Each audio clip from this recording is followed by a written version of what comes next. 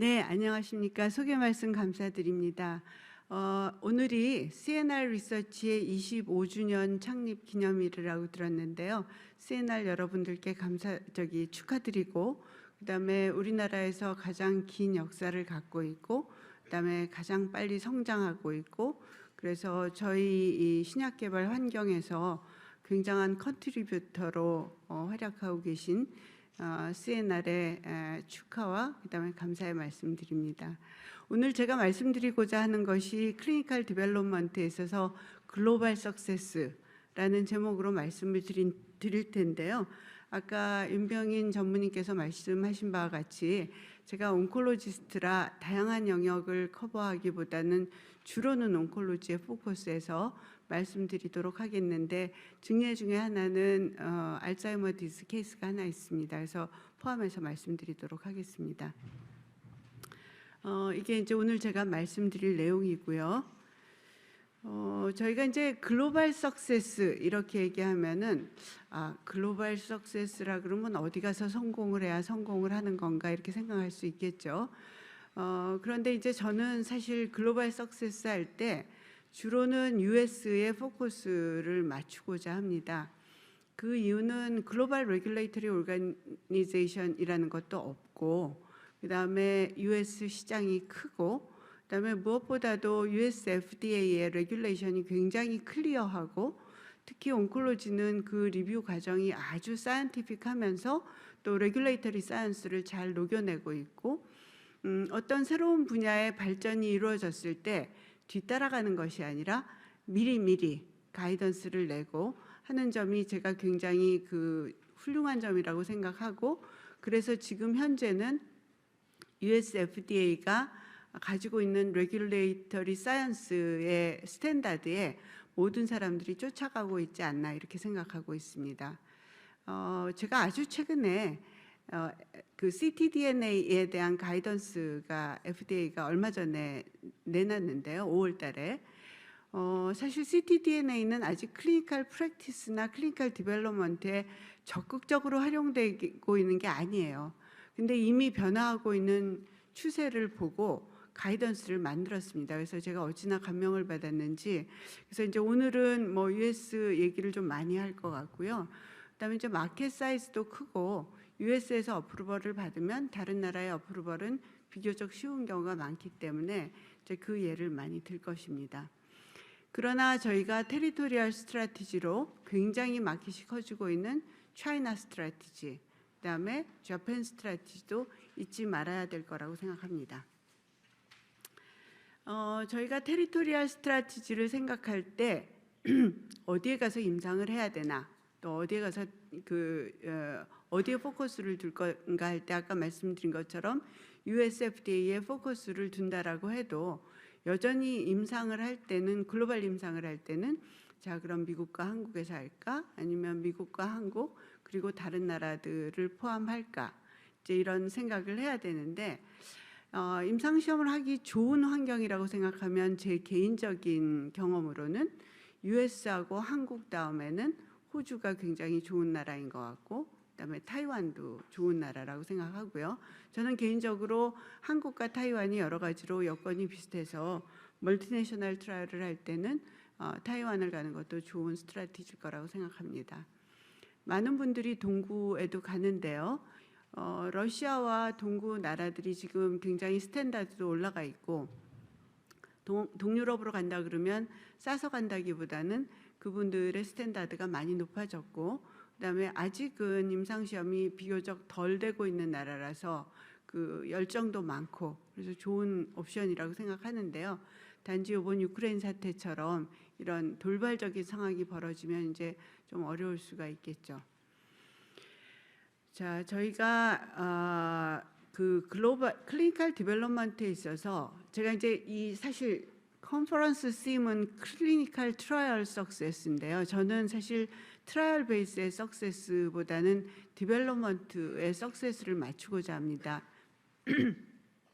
그 이유는 인디비주얼 클리니컬 트라이얼이 성공을 해도 디벨롭먼트 전체 흐름에서 궁극적으로 NDA에 이르르거나 또는 NDA가 가능한 데이터에 근접하지 않으면 사실은 디벨롭먼트의 석세스라는 말을 할 수 없을 거라 생각하거든요. 이제 그렇다고 치면 저희가 NDA 석세스를 봐야 될 건데요. 글씨가 작아서 잘 보이실지 모르겠지만 이제 이 데이터가 변하고 있고 뭐 더 좋아질 거라고 생각하지만 오버롤 클리니컬에 들어온, 그러니까 페이스 1에 들어온 그 컴파운드가, 제가 약이라고 하지 않고 컴파운드라고 부르겠습니다. 컴파운드가 NDA에 성공할 수 있는 확률은 오버롤 10%, 온콜로지에서는 5%. 다시 말해서 수많은 경쟁을 뚫고 클리니컬에 들어온 약이 100분의 1.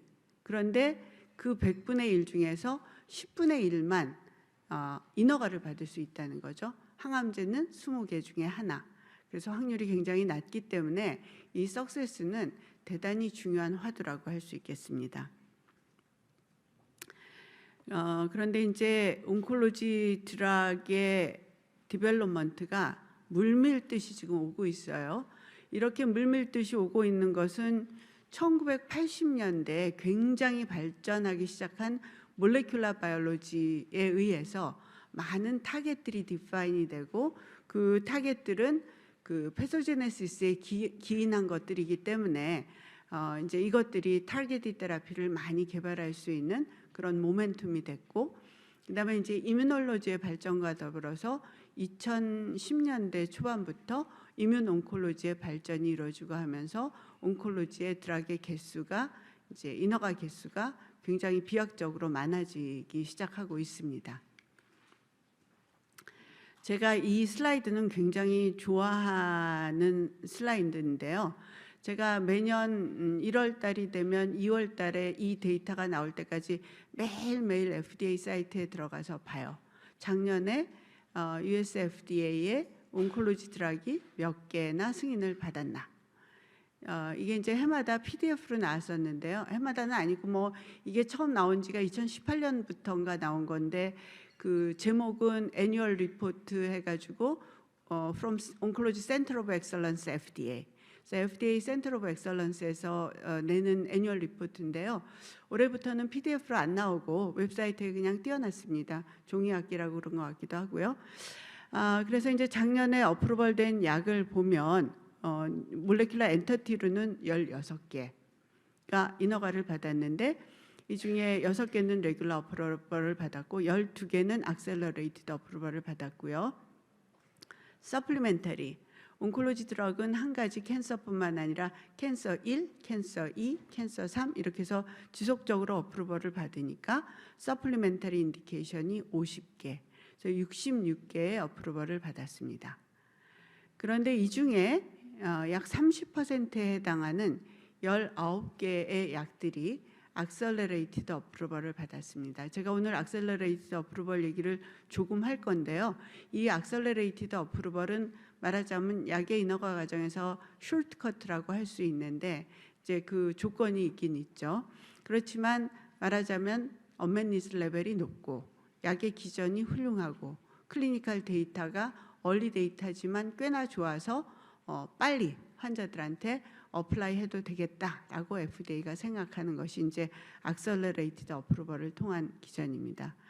RTOR은 제가 설명을 하려면 조금 길어져서 그냥 간단히, FDA는 클리니컬 데이터를 계속 커뮤니케이션을 하면 리얼타임으로 리뷰를 해서 패키지 다 낸 다음에 굳이 6개월 안 걸리고 몇 주만 해도 인허가 해줄 수 있다라는 그런 스피릿을 갖고 해주는 리뷰 시스템입니다.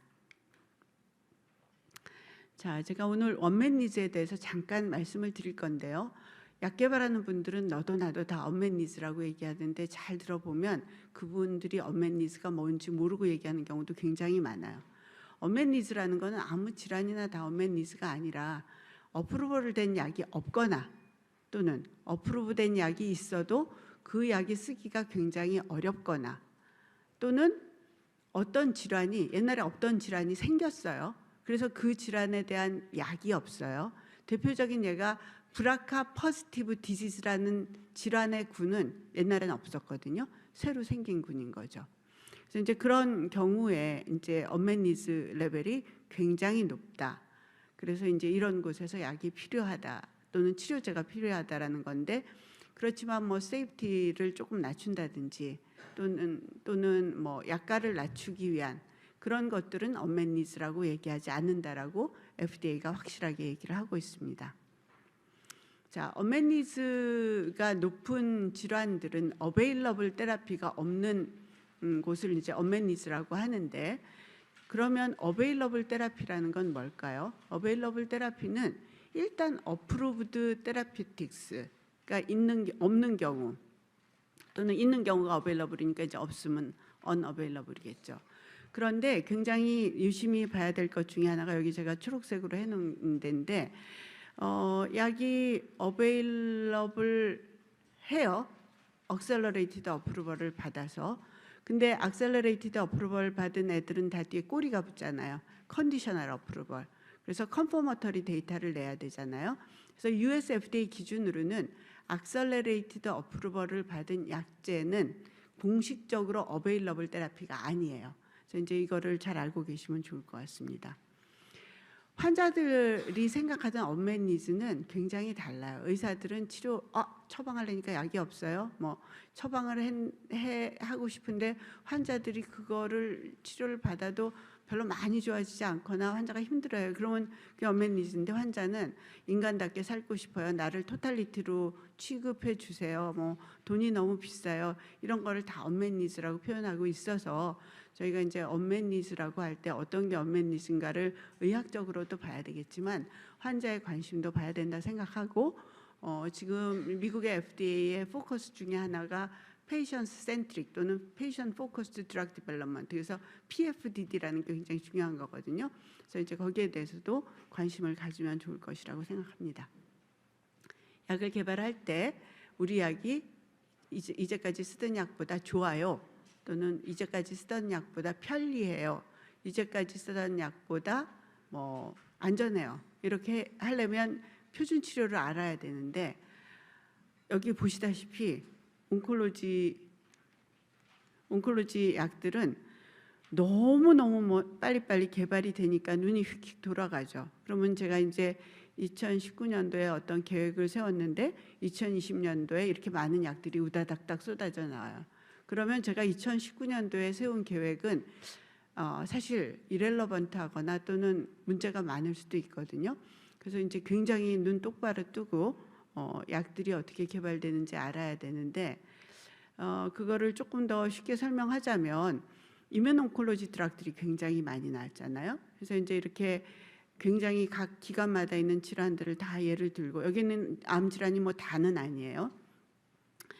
근데 이제 맨 처음에 약들이 개발될 때는 언맷 니즈 레벨이 더 높은 이 레이터 라이니지 오브 트리트먼트로 개발이 되죠. 여기서 성공을 하면 사람들이 이제 앞으로 가요. 그러면 이제 제가 여기 있는 요 런캔서, 헤드앤넥 캔서라고 치고, 헤드앤넥 캔서의 진단을 받아서 1차에서 펜브롤리즈맙을 썼다고 쳐요. 뭐 키모랑 같이 쓰거나 따로 쓰거나. 근데 재발을 했어요. 그러면 여기 보면 니볼루맙하고 펜브롤리즈맙이 또 있거든요. 그러면 여기에 페일했을 때 여기 쓸 수 있냐 하면, 사실은 티오레티컬리는 예스지만 테크니컬리는 노예요. 왜냐하면 이 데이터는 이거에 익스포즈된 환자들의 데이터가 아니거든요. 그래서 인디케이션은 있으나 에비던스가 없는 거죠. 이거에 실패한 환자들. 그래서 우리가 이제 보면은 언맷 니즈는 끊임없이 쉬프트한다. 그래서 어제까지는 퍼스트 라인이 언맷 니즈였으면 퍼스트 라인의 치료가 나오면 이제 내년이나 후년부터는 여기에 페일한 환자 약을 열심히 개발을 해야 되는 거죠. 그래서 이제 굉장히 그런 것들이 어려운 일입니다. 아까 제가 약의 개발에 있어서 성공의 가장 중요한 것은 인허가라고 했는데, 사실 약을 개발할 때 예전 같으면 1상 하고 끝나면 리포트 내고, 2상 하고 끝나면 또 리포트 내고, 3상 하고. 근데 이제 우리가 어디를 걸어갈 때 차근차근 걸어가는 거는 좋은 일인데, 저기로 갈지 모르고 걸어가다 보면 처음에는 조금 떨어진 것 같지만 나중에 되게 멀리 떨어진 곳으로 갈 수가 있거든요. 그래서 처음부터 우리가 어디로 갈지 방향을 확실히 정해야 돼요. 그래서 만약에 그 약이 포텐셜리 5가지쯤 인디케이션을 가질 수 있다 하면 제 1번 인디케이션이 제일 들어가기가 좋겠다 하면 제1번 인디케이션을 하기 위해서 허가받기 위한 요건이 되는 3상이든지 랜더마이즈 페이스 2든지를 생각을 하고 그거에 대한 전 데이터가 뭐가 나올지 생각해서 페이스 2 데이터를 만들고 그거를 하기 위해서 페이스 1 데이터를 만들고 그거를 하기 위한 논클리니컬 데이터가 충분히 있냐고 봐야 되니까 다시 말해서 저 멀리에 있는 지점을 보고 내가 오늘 잘하고 있는지를 봐야 되겠죠. 그래서 전략은 그렇게 세워야 실패가 적은 전략이 될 거라고 생각합니다. 실제로 대부분의 멀티내셔널 컴퍼니들은 그렇게 개발을 하고 있죠. 클리니컬 디벨롭먼트의 2상, 3상 스트래티지를 제가 이제 먼저 1상 스트래티지보다 말씀을 드리면 사실 제일 중요한 거는 마지막에 약을 개발했을 때 얼마나 약이 유효성이 있느냐 하는 것인데 유효성은 일반적으로 하자 레이쇼 0.7이면 허가받을 만해요. 그런데 이제 0.5 이하면은 아주 좋은 데이터라고 생각을 할 거고 그런데 그러면 우리가 이런 데이터를 만들기 위해서 accelerated approval을 생각할 건가 regular approval을 생각할 건가.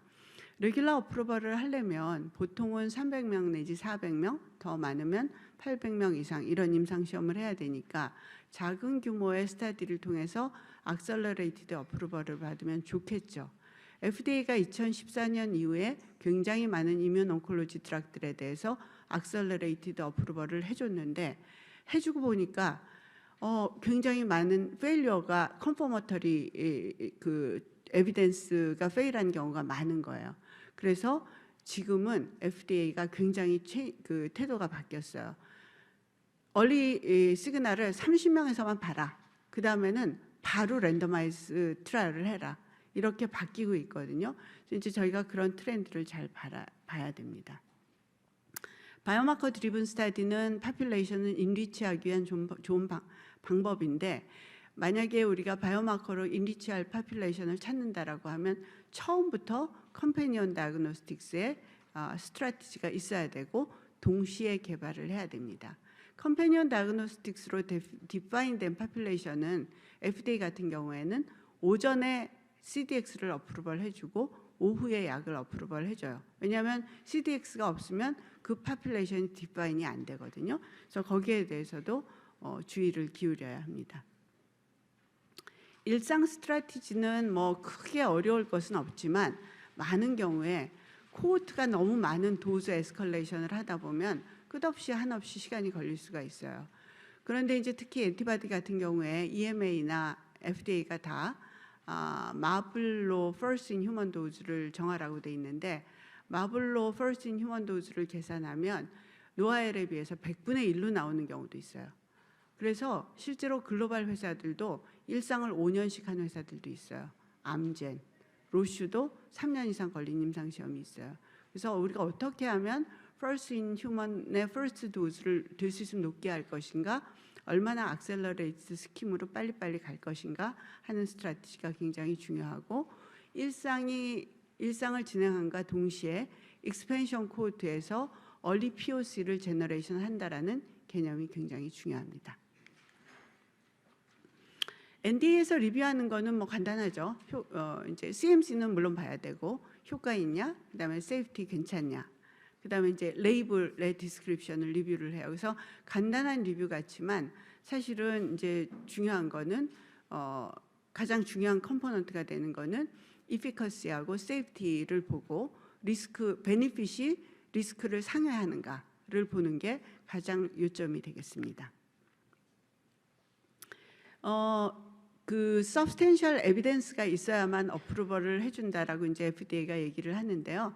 substantial evidence라고 하는 것이 클리니컬 엔드포인트거든요.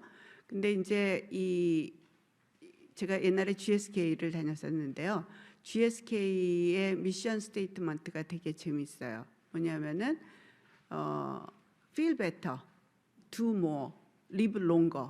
이게 회사의 미션 스테이투스인데 이게 이거예요. 환자가 do more, 사회적인 활동을 더 많이 할 수 있고 퀄리티 오브 라이프가 좋고 오래 살고 약은 그러기 위해서 개발을 하는 거거든요.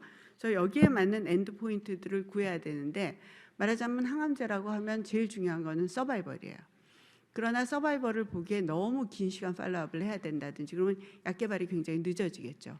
그럴 때는 서로게이트 마커로 프로그레션 프리 서바이벌이나 또는 디지즈 프리 서바이벌을 갖고 어프루벌을 해줄 수 있는 메커니즘이 있을 수 있겠죠. 저희가 이제 significant improvement가 있어야만, 그러니까 말하자면 significant improvement라는 게 두 가지인데 우리가 임상 데이터를 인터프리테이션을 할 때 항상 FDA가 중요하게 얘기하는 게 있어요. Statistically significant, but clinically not meaningful 하면은 그 데이터는 임상적으로는 쓸모없는 데이터예요. 지금까지도 회자가 되고 있는, 여기 혹시 로시에서 오신 분인지 모르겠는데 회자가 되고 있는 데이터는 탈세바가 판크레아틱 캔서에서 2주의 서바이벌 베니핏을 갖고 어프로벌 받았거든요.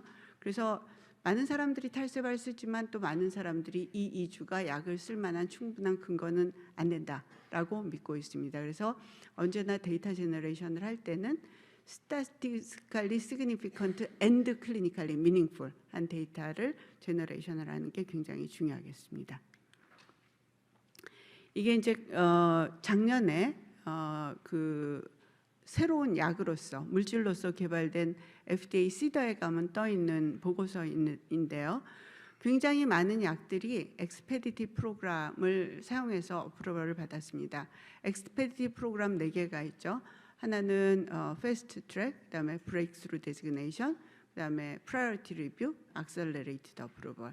그래서 또 많은 약제들이 2개 이상의 엑스페디티브 프로그램을 통해서 어프로벌을 받고 있는데 이 경우에 과거에 특히 온콜로지에서 또는 레어 디지즈에서 싱글암의 스터디로 허가를 받던 것들이 점차적으로 그런 질환에서도 랜더마이즈드 트라이얼이 필요하다라는 추세로 가고 있기 때문에 이 변화에 대해서 잘 알고 있어야 하겠습니다. 레귤러 어프로벌과 악셀러레이티드 어프로벌의 가장 중요한 포인트는 말하자면 악셀러레이티드 어프로벌은 언맷 니드 레벨이 높기 때문에 만약에 어떤 그 약이 될 수 있는 후보 물질의 클리니컬 데이터가 아웃스탠딩하다면 빠르게 허가를 해주는 과정인데 이 빠르게 해주기 위한 가장 중요한 조건은 1번은 언맷 니드 레벨이 높아야 되고 2번은 시그니피컨트한 임프루브먼트가 있어야 되고 그것이 꼭 그 다이렉트 엔드 포인트가 아닌 서로게이트 엔드 포인트로도 어프루벌이 가능하다라고 하는 점입니다. 서로게이트 엔드 포인트로 온콜로지에서 가장 흔하게 쓰이고 있는 거는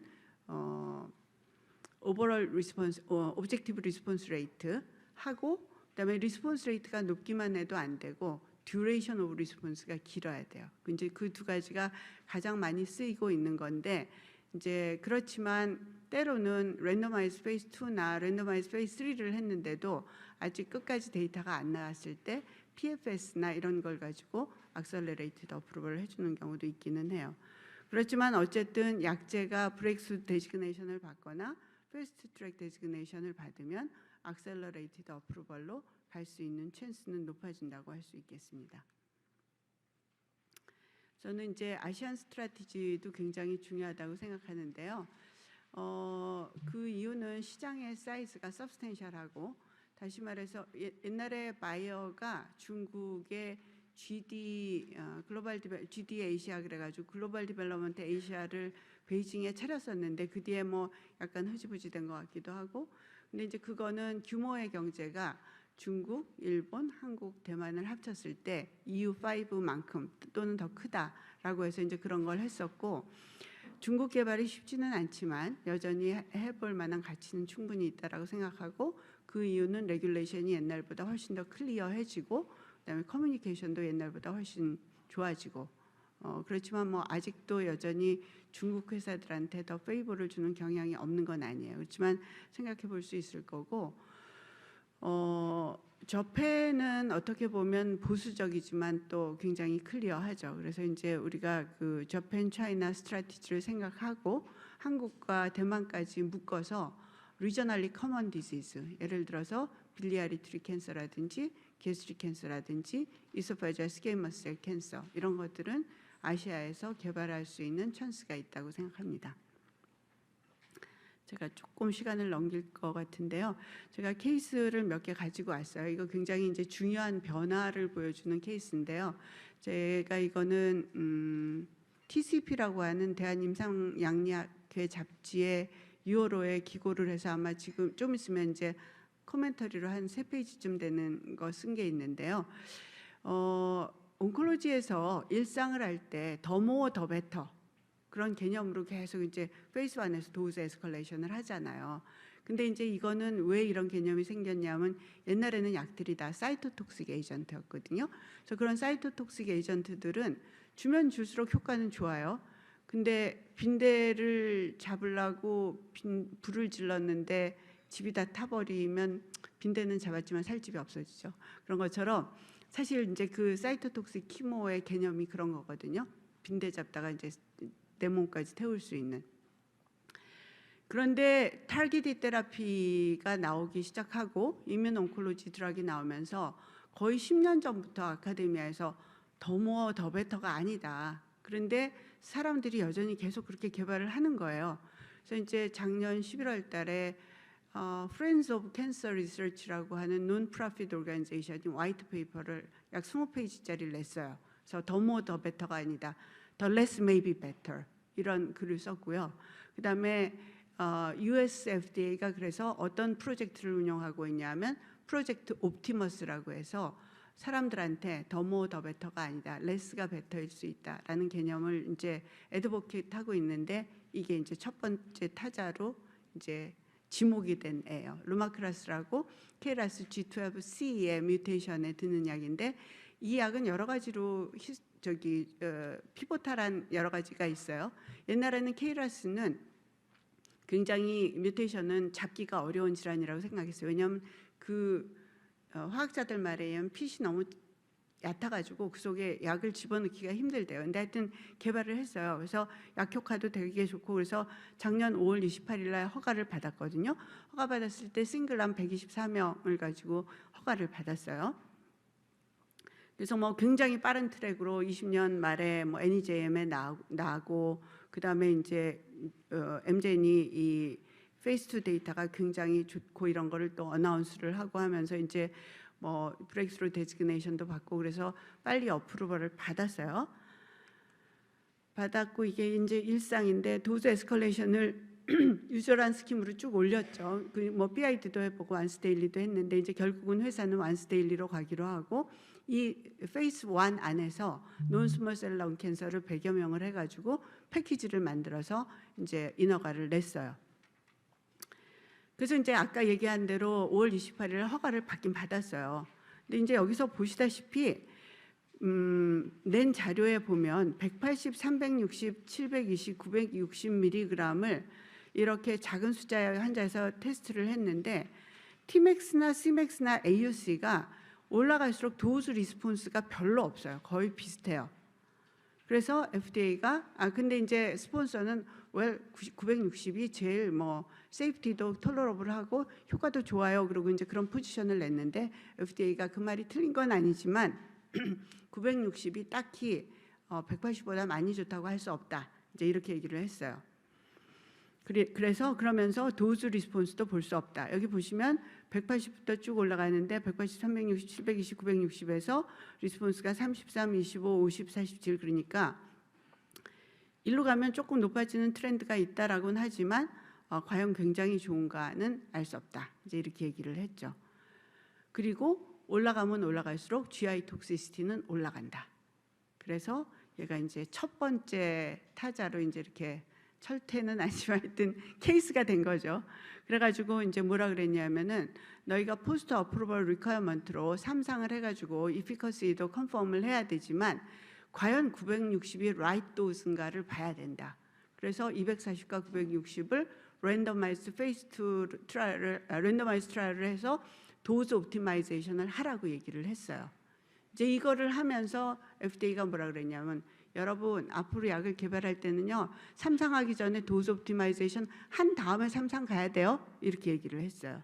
근데 이제 그렇게 하진 않은 3상을 하고 있는 약들은 리뷰 과정에서 이제 이와 비슷한 코멘트를 받을 수 있는 소지는 충분히 있다라고 생각합니다.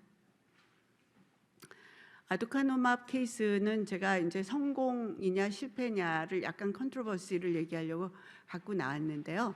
아시다시피 아두카누맙은 그 항체 약이죠. 그래서 아밀로이드 베타 프로테인의 이제 어그리게이션을 막는 약이고, 그것이 질병의 진행을 늦춘다라고 생각하고 약을 개발을 했어요. 그래서 실제로 어프루벌을 받았는데요. 이 어프루벌 받은 것 때문에 뭐 하여튼 벌집을 쑤신 것처럼 난리 법석이 났었어요. 왜냐하면 2개의 페이스 3 스타디를 했는데, 한 개는 네거티브 데이터가 나왔고 한 개는 서브셋에서만 포지티브 데이터가 나왔어요. 로우도즈, 하이도즈 앤 하이도즈 10ml 케이지에서만 나왔거든요.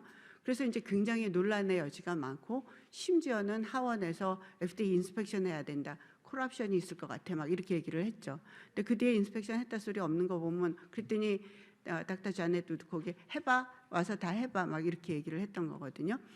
근데 이제 하여튼간에 이 데이터 자체가 페이스 3 전체에서는 네거티브, 2개 중에 하나는 아까 말씀드린 대로 네거티브 데이터가 나오고, 한 개의 서브셋에서만 디지즈 프로그레션을 딜레이하는 효과가 있었어요. 그런데 이제 그리고 이것이 아밀로이드 프로테인의 데포짓하고 코릴레이션이 됐어요. 그래서 FDA가 accelerated approval을 해주면서, 그 이유는 서로게이트 마커로 작은 서브셋만 갖고 해줬기 때문에 이제 그렇게 줬다라고 얘기를 한 거죠. 그런데 이제 이피커시에만 문제가 있었던 게 아니라 아리아라고 해가지고 이미지 아날리시스를 해보니까 마이크로 헤모리지가 있거나 네크로시스가 있거나 여러 가지 문제가 있어서 이제 어프루벌은 해줬지만 2가지를 봐야 된다. 그래서 하나는 이피커시를 봐라. 그다음에 롱텀하게 이피커시와 세이프티를 팔로우업을 해라. 그래서 여기 보시면 프로토콜 서미션은 2022년 8월이니까 이제 about to submit 냈는지도 모르겠고, 파이널 컴플리션 29년이에요. 말하자면 7년 동안 모든 환자가 7년 팔로우업 할 건 아니겠지만 5년 이상 팔로우업을 하라는 거죠. 그래서 이제 그 리절트를 보겠다는 거고요. 그 안에 굉장히 중요한 게 여기서 파마코비질런스를 아주 자세하게 봐라라고 명을 했습니다. 그리고 그래서 저는 이 약이 성공했는지 실패했는지는 아직 가름하기는 어렵다 생각하고, 많은 것들이 앞으로 더 데이터가 쌓여야 될 거라고 생각하고요. 그 다음에 또 한 가지는 미국에서 이 약에 대해서 리임버스먼트를 해주면 어떤 일이 생기냐면, 메디케이드라는 거 있잖아요. 지금 갖고 있는 메디케이드 전체 버짓보다 더 많은 돈이 있어야 된대요. 그러니까 제 생각에는 정치적으로도 돈이 없으면 하원에서 뭐 더 태클을 할 가능성이 있겠죠. 그래서 이제 봐야 되는 케이스라고 생각합니다. 그래서 뭐 마켓 액세스도 굉장히 이제 중요하게 우리가 봐야 될 것 중에 하나라고 생각하는데, 많은 경우에 이제 얼리 페이스 트라이얼을 하는 특히 바이오텍 같은 경우에는 마켓 액세스에 대해서 충분한 개념 없이 할 수도 있는데, 얼리 페이스부터 퀄리티 오브 라이프라든지 이제 이런 개념을 도입하는 건 중요하다고 생각하고요. 컨퍼머터리 에비던스는 악셀러레이티드 어프로벌을 받으면 당연히 내야 되는 데이터죠. 그래서 이제 티피컬하게 3상을 해야 되는데, 중요한 거는 때에 따라서 3상을 하기 어려울 수가 있어요. 예를 들어서 굉장히 그 인바이런먼트가 래피드하게 체인지를 하면은 FDA 같으면은 버추얼 컴패레이터 또는 익스터널 컨트롤 또 가능하다고 얘기를 하고 있고, 그래서 이제 지금 그런 것들이 새로운 그리고 리얼월드 에비던스를 또 컴패레이터로 쓸 수 있는 그런 메커니즘을 보여주고 있기 때문에, 앞으로 NDA를 할 때 그것이 어떻게 실제로 적용될지를 보는 것은 굉장히 흥미로운 일일 거라고 생각합니다. 악셀러레이트 어프로벌 한 다음에 포스트 어프로벌 리퀘어먼트가 있어요. 그런데 작년에 어떤 일이 있었냐면, 작년 4월 달에 FDA가 이뮨 온콜로지 드럭 10개의 인디케이션을 회사를 다 컨택을 해서 니네 포스트 어프로벌 리퀘어먼트 데이터 다 가져와봐 해서 3일 동안, 진짜 3박 4일이라고 해도 될 정도로 굉장히 인텐시브하게 10개 프로그램을 다 리뷰를 했어요. 그래서 그중에 7개 프로그램한테 자진 철회해 주시지 않을래요? 그래가지고 자진 철회했어요. 했고, 왜냐하면은 그 데이터가 충분하지 않았거든요.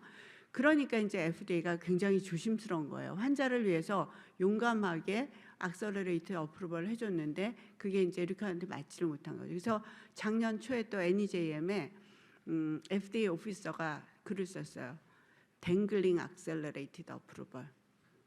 그래서 이제 Accelerated Approval에 대해서 FDA는 앞으로도 우리는 굉장히 오픈돼 있다. 그러나 조금 다르게 어프로치 해주길 바란다. 이렇게 얘기하고 있고, 그것이 닥터 파스다가 거기 짱인데 하시는 말씀이 드럭 디벨로퍼들이 너무 싱글암 스타디와 폴인 러브, 사랑에 빠져 있기 때문에 그러지 말고 한 30명만 해서 POC가 나오면 빨리 랜더마이즈 트라이얼을 해라. 이렇게 권하고 있습니다. 제가 시간이 좀 넘었지만 준비한 거를 마저 할게요. 전무님 죄송해요. 전무님이 시간 좀 짧게 제가 이 슬라이드 뒤에 있는 두 케이스는 왜 내놨냐면은 우리가 많은 바이오텍들이 글로벌로 가기 위해서 이제 약진하고 있는데요. 제가 우리나라에서 이제 해가지고 한국발이 글로벌로 간 게 있기는 한데 그거는 처음부터 글로벌 디벨롭을 했던 거고, 그래서 제가 중국 케이스를 두 개를 갖고 왔습니다. 임브로비카라고 하는 약은 J&J하고 아비가 같이 파는 약인데 BTK 이니비터고요. 이게 B셀 말리그난스의 인디케이션들이 있고, 그다음에 상당히 이게 탑셀러 중에 하나입니다.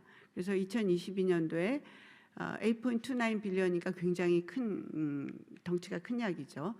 근데 이제 이 이브로티닙 말고도 아칼라브로티닙이라고 아스트라제네카가 개발한 약이 있고 비슷한 인디케이션을 갖고 있는데요.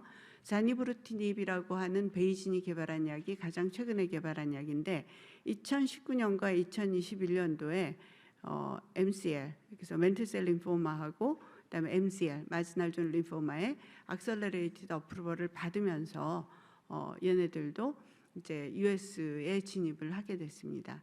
그래서 한국이나 뭐 다른 나라에서 개발한 약이, 사실 이거 말고 이제 제가 또 다른 얘기할 것도 있지만 테크니컬리는 외국에서만 한 임상시험으로도 미국에 NDA를 내볼 수는 있어요. 문제가 없는 건 아니지만. 근데 하여튼 간에 자니브루티닙은 중국과 글로벌 디벨롭먼트를 동시에 해가지고 어프로벌을 받았고요. 그래서 이 자니브루티닙이 굉장히 세일즈가 이거를 통해서 이제 늘어갈 거라고 생각됩니다. 중국에서 개발했는데 실패한 예를 들어볼게요. 키트루다는 올해 세일즈 포캐스트가 19 빌리언이니까 20 빌리언이죠, 말하자면. 근데 이제 20 빌리언이면 진짜 어마어마한 액수잖아요, 싱글 에이전트로서. 근데 이제 지금 인디케이션이 거의 30개 가까이 있고 2014년부터 개발을 해서 진짜 프리스크라이빙 인포메이션 100페이지가 넘어요. 책이에요, 책. 그런데 이제 이 펜브롤리즈마비 논스몰셀 렁 캔서에서 한 것과 똑같은 그런 트라이얼 디자인을 가지고 이노벤트라고 하는 회사가 개발을 했어요. 그래서 펜브로 카보 플러스 마이너스 신틸리맙 해가지고 했거든요. 데이터도 굉장히 비슷하게 나왔어요. 이게 오른쪽에 있는 것이 펜브롤리즈맙 데이터고 이쪽에 있는 것이 이노벤트 데이터인데 하자 레이셔랑 보면 모든 것이 다 거의 비슷하거든요. 그런데 오닥에서 퇴짜를 놨어요. 1. 차이나 언론 스터디. 2. ICI를 쓰는 스탠다드 오브 케어가 니네 임상 시작했을 때 벌써 미국은 변했어. 그래서 니네가 했던 컴패레이터는 맞지 않는 컴패레이터야. 말하자면 이 집이 키트루다하고 신틸리밥을 비교를 했으면 해줬을 수도 있어요. 논이퀴발런트로. 그렇게 하지 않은 거죠. 그다음에 IND를 하는 도중에 NDA 가능성에 대해서 한 번도 FDA하고 논의한 적이 없어. 이렇게 얘기를 하고, 그다음에는 스타디 퀄리티가 너무 푸어해요. 근데 저는 이제 괄호 안에 니네하고 우리하고 지금 폴리티컬리 별로 안 좋잖아. 저는 뭐 그런 것도 많이 있다고 생각하는데요. 그래서 이거는 3시간짜리 오디오 비디오가 그대로 다 떠 있어요. 리뷰한 게. 흥미 있으면 가서 보시면 좋을 것 같고요. 그렇지만 하여튼 이런 거를 보면 우리가 글로벌 디벨롭을 할 때는 진짜 전공을 해야 된다. 저는 뭐 이렇게 생각합니다. 그래서 제가 시간이 좀 넘었지만 이제 서머리를 하면 글로벌 디벨롭먼트를 할 때는 처음부터 플래닝을 잘 해서 NDA와 BLA에 대한 계획이 있어야 될 거라고 생각하고, True unmet needs, which is changing almost every day, 그거를 잘 보면서 해야 되고요. 그다음에 NDA 스트래티지가 중요한 거는 어떤 게 first entry indication이, 그러니까 마켓 엔트리 인디케이션이 뭐가 될지를 고르는 것도 굉장히 중요하고 3상을 대비해서 2상, 1상, 난 클리니컬의 준비가 다 잘 돼 있어야 될 거고 accelerated approval이 점점 챌린징하지만 여전히 기회는 큰 곳이기 때문에 생각해 봐야 될 거고 그렇지만 그거를 받았을 때 리스폰시빌리티가 어떤지에 대해서 충분히 이해하고 있어야 될 거라고 생각합니다. 너무 길게 해서 죄송합니다. 감사합니다.